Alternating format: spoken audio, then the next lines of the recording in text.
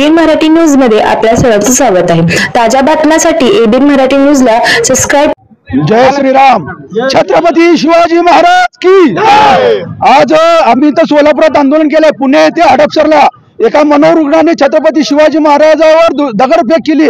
तो एका पीएसआय पठाणचा मुलगा आहे आणि तो नुसता त्या छत्रपती शिवाजी महाराज स्मारकावर कसं काय दगडफेक करतो, त्याची मनोवृत्ती तपासली पाहिजे आणि त्याला लगेच मनोरुग्णाचं सर्टिफिकेट आलं कुठून आणि त्याला लगेच एका दिवसात जामीन झाली कुठं, हे सगळं संशयाचं वातावरण आहे। त्यासाठी आम्ही प्रशासनाला आज विनंती करायला आलोय की छत्रपती शिवाजी महाराजांवर महापुरुषावर जे जे असं करतील, विटंबना करतील, त्यांना 10 वर्षाची सक्त मजुरीची शिक्षा करा।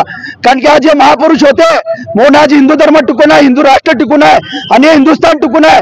त्यांची जर विटंबना होत असेल तर आम्ही हिंदू धर्म कधीच सहन करणार नाही आणि छत्रपती महाराजांचा शिवाजी महाराजांचा अपमान तर कधीच सहन करणार नाही। आणि आज ना उद्या जिथे जिथे दर्ग्यावर जे गडावर जिथे जिथे दर्गे उभारलेले आहेत, विटंबना चाललेली आहे, ते सुद्धा आम्ही काढून घेऊ आणि या भविष्यामध्ये कधी सुद्धा छत्रपती शिवाजी महाराजचे गड किल्ले सुरक्षित ठेवण्यासाठी प्रयत्न करू आणि असल्या मनोरुग्णांना ठेचून काढू।